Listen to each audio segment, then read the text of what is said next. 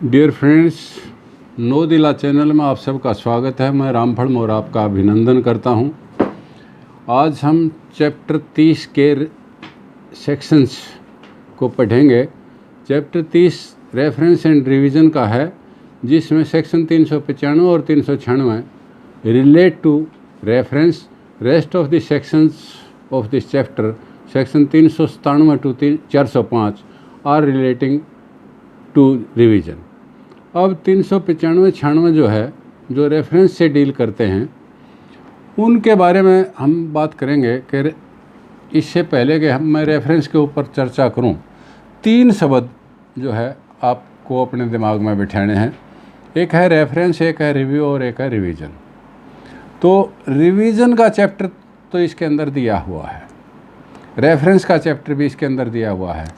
Review के बारे में थोड़ा सा मैं समय के ऊपर आपको बताऊंगा। इन 2 बातों के ऊपर देखने के लिए इसलिए मैंने इस चैप्टर को 2 भागों में बांटा है, कि ताकि रेफरेंस और रिवीजन दोनों एक दूसरे से मिक्स ना हो और आपको समझने में दिक्कत ना हो। तो अब हम देखेंगे कि किसी कानून को लेकर या प्रोविज़न को लेकर जब विवाद हो जाता है, तो वो ये देखने के लिए कि वो प्रोविज़न या वो कानून सही है या नहीं, रेफरेंस बनाया जाता है। अब जैसे सुप्रीम कोर्ट जो भी कानून बनाता है, यानी सुप्रीम कोर्ट का काम कानून बनाने का नहीं है, लेकिन कैसे बनता है कानून और कैसे बनाया जाता है, कि every law laid down by the supreme court is a law and that is binding on all the courts situated with in the territory of India. Supreme court के द्वारा दिया गया निर्णय अंडर आर्टिकल 141 हर कोर्ट के ऊपर binding है और वो लॉ है। तो इसलिए आर्टिकल 141 ऑफ द कॉन्स्टिट्यूशन यानी क्या कहता है कि law declared by the apex court is binding on all courts. अब हाई कोर्ट का जो जजमेंट है वो declared by high court is binding on the court of that very state. जैसे इसको थोड़ा सा समझेंगे कि मान लिया कि किसी कानून के बारे में रेफरेंस बन करके चला गया और इलाहाबाद हाई कोर्ट ने ये फैसला दे दिया कि this is not a valid law, तो वो इलाहाबाद हाई कोर्ट के ऊपर तो लागू हो गया। इलाहाबाद हाई कोर्ट की ज्यूरिडिक्शन जहाँ पर भी हैं, जितनी भी कोर्ट्स उसके अंडर हैं, वो हरियाणा के अंदर नहीं, पंजाब के अंदर नहीं, उत्तर प्रदेश पर तो लागू हो गया, लेकिन नॉट गुजरात, महाराष्ट्र या अदर स्टेट्स में। और ये बात इसमें आप पढ़ेंगे, देखेंगे। तो अब क्या है कि जब लोअर कोर्ट को ये विश्वास हो जाता है कि ये कानून सही नहीं लगता या इसमें गड़बड़ है, तो उस बात के निर्णय के लिए कि ये सही है या नहीं, हाई कोर्ट को रेफरेंस भेजा जा सकता है। अब मैजिस्ट्रेट जिस बात का संज्ञान ले सकता है, अब जैसे आप कहोगे कि जी कानून जब बन गया तो वो गलत और सही क्या होगा, गलत तो होगा ही नहीं, सही ही होगा।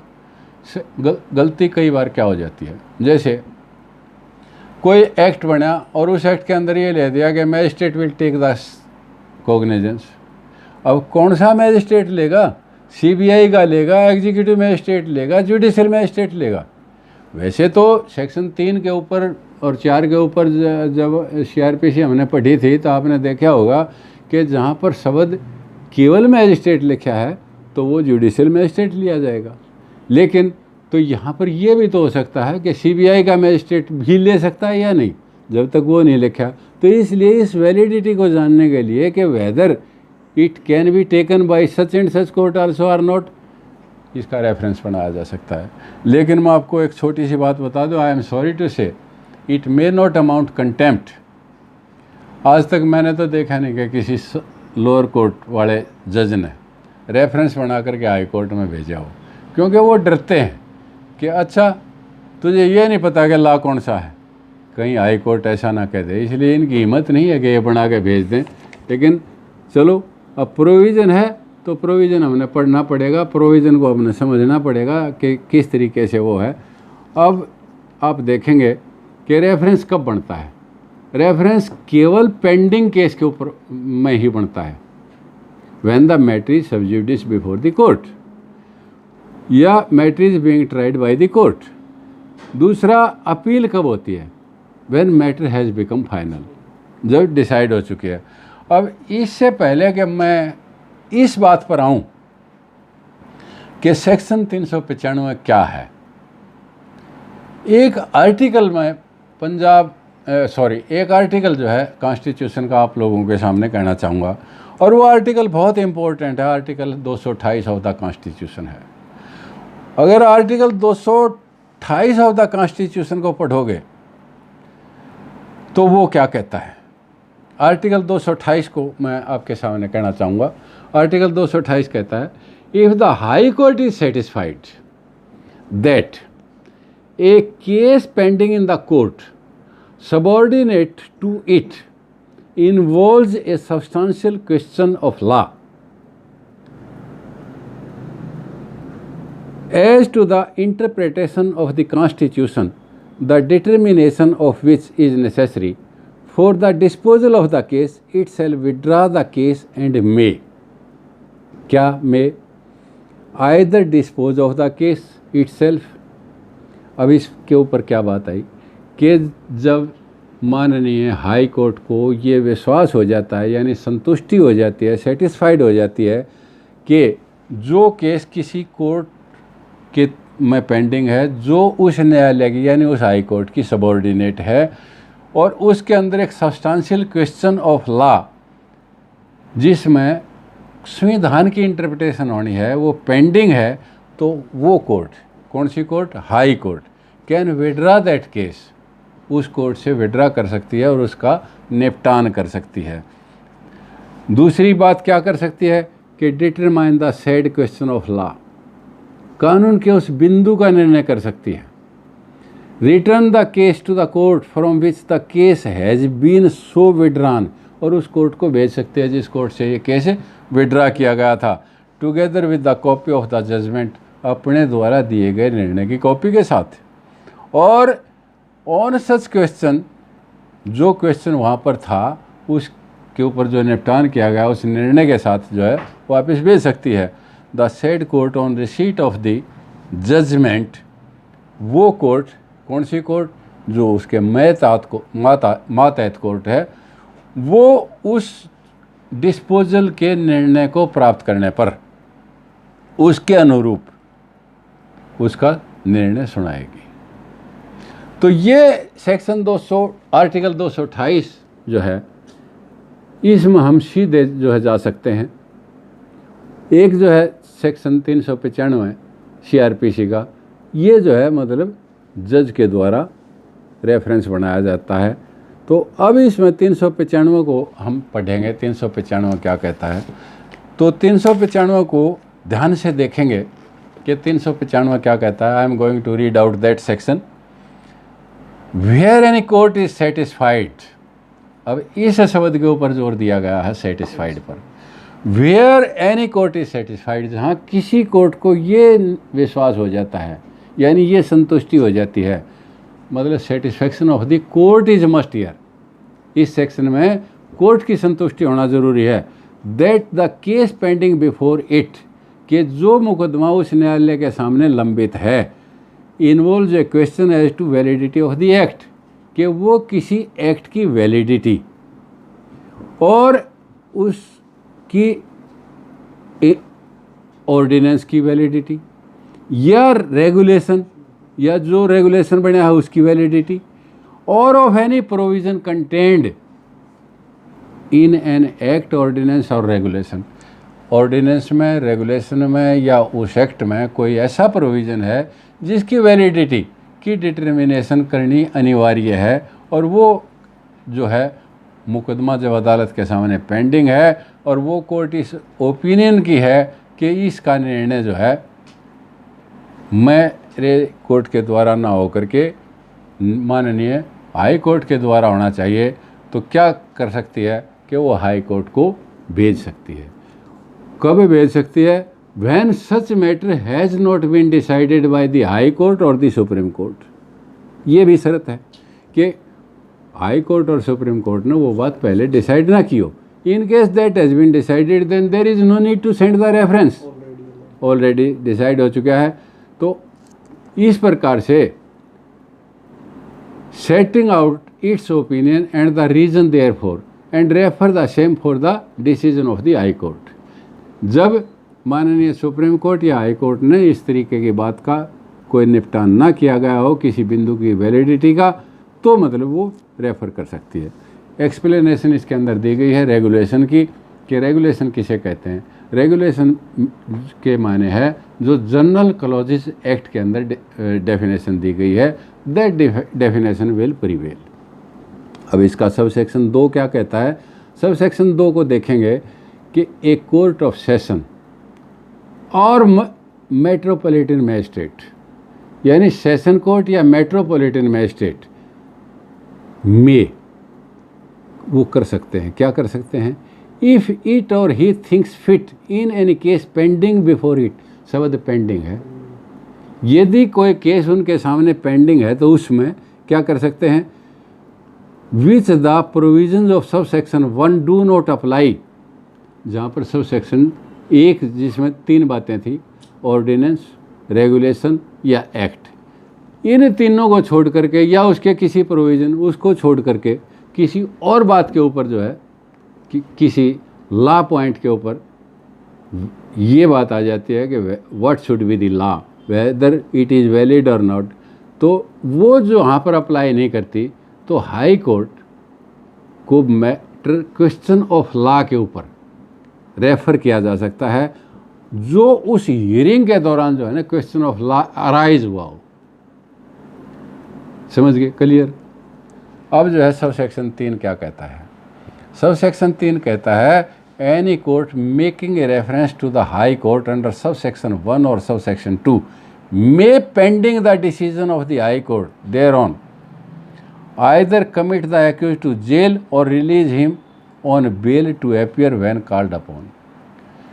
इसके अंदर क्या कहा गया है कि जब किसी मुलजिम का केस जो माननीय हाई कोर्ट को रेफरेंस बनाकर भेजा जा रहा है, तो उस दौरान में क्या किया जा सकता है, या तो उस मुलजिम को जेल में भेज दिया जाएगा या उसको बेल पर इस शर्त पर छोड़ दिया जाएगा कि जब वो चाहेंगे उसे बुला लेंगे। तो ये सब सेक्शन 3 कहता है। अब सब सेक्शन 3 के बाद जो है मैं आपको 2 अथॉरिटीज़ इस बिंदु पर बताना चाहूँगा, और वो 2 अथॉरिटीज़ क्या हैं। सॉरी, किताब रह गई। चलो नहीं, 2 अथॉरिटीज़ जो हैं क्या हैं कि एक्यूज के साथ क्या होगा, कैसी स्थिति होगी, उस सारी की बात मैं आपको पहले बता चुका हूँ 395(3) में। लेकिन इसके साथ एक सेक्शन 362 है CRPC का, वो भी पढ़ना अनिवार्य है। 362 क्या कहता है कि no alteration can be made, error can be corrected in revision by the high court. ये बात जो है मतलब, क्योंकि जब कोई जजमेंट आ गया, कोई बात आ गई, तो उसके अंदर करेक्शन नहीं हो सकती। ये 362 के अंदर है, 362 को साथ पढ़ना है। लेकिन इससे पहले कि जो वैलिडिटी की बात है, मैं इसके ऊपर 2 अथॉरिटी आपको बताना चाहूँगा। एक तो है 2007-3 क्रिमिनल कोर्ट केसेस 547, ये केरला हाई कोर्ट की अथॉरिटी है। परम शिवम या Parama Shivam versus Union of India. इसके अंदर क्या कहा गया है, ये सेक्शन 395 पर है। Validity of act or rule in a case when validity of an act or rule arises the party need not rush to the high court. Accused can raise point of constitutional validity before the trial commences before magistrate। ये सब section 2 के तहत जो है ना question उसी court के अंदर उठाया जा सकता है, उसे हाई कोर्ट में जाने की ज़रूरत नहीं। हाई कोर्ट की बात मैंने आपको हाई कोर्ट का प्रोविज़न बताया, आर्टिकल बताया, उसके तहत जो पार्टी वहाँ भी जा सकती है। तो दूसरा इसके अंदर मैं दूसरी अथॉरिटी आपको बताना चाहूँगा, 2012-2 क्रिमिनल कोर्ट केसेस, ये 840 पृष्ठ है, सुप्रीम कोर्ट की अथॉरिटी है।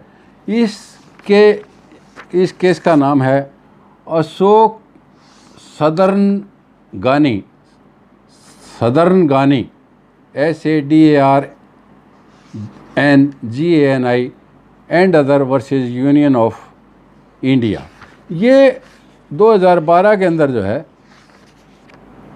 इस केस का डिसीजन किया गया है और ये सुप्रीम कोर्ट के द्वारा डिसीजन दिया गया है जो 2012 दो क्रिमिनल कोर्ट केसेस पृष्ठ 840 के ऊपर अंकित है। अब जो है हम 395 के ऊपर जो बात कर रहे थे वो तो 395 के अंदर जो अथॉरिटी है मैं वो ये कहना चाहूँगा कि पेंडेंसी ऑफ रेफरेंस भेज दिया एक कोर्ट ने। Pendency of reference does not mean that all other proceedings involving the same issue would remain stayed till the decision was rendered। सारी प्रोसीडिंग स्टे नहीं होंगी, केवल उसी प्रोसीडिंग के अंदर वो होगा, मतलब बाकी मतलब इन द रेफरेंस की जो वो है केवल उसकी होगी। तो इसके अंदर इस अथॉरिटी के अंदर ये कहा गया है। अब 396 सेक्शन के ऊपर हम आते हैं। 396 क्या कहता है, लेकिन इस 395 के अंदर एक बात और कही गई थी कि उसी हाई कोर्ट के तहत जो है ना वो दूसरे हाई कोर्ट्स के ऊपर बाइंडिंग नहीं होगा। इस बात को याद रखना, ये जो है याद रखने की बात है। तो अब मैं सेक्शन 396 की तरफ आता हूँ। 396 क्या कहता है, उच्च न्यायालय के विनिश्चय के अनुसार मामले का निपटारा, यानी disposal of a case according to decision of high court. जो हाई कोर्ट डिसीजन देगा उस हाई कोर्ट के डिसीजन के मुताबिक वो लोअर कोर्ट जिसने रेफरेंस बनाकर भेजा था वो अपना निर्णय देगी। अब क्या कहता है, इस सेक्शन को पढ़ते हैं। When a question has been so referred, जब एक सवाल एक क्वेश्चन हाई कोर्ट को रेफर कर दिया गया है तो the high court shall pass such order there on as it thinks fit. तो हाई कोर्ट को जब रेफर होगा तो हाई कोर्ट जो भी उचित समझता है उसके ऊपर अपना ऑर्डर पास करेगा।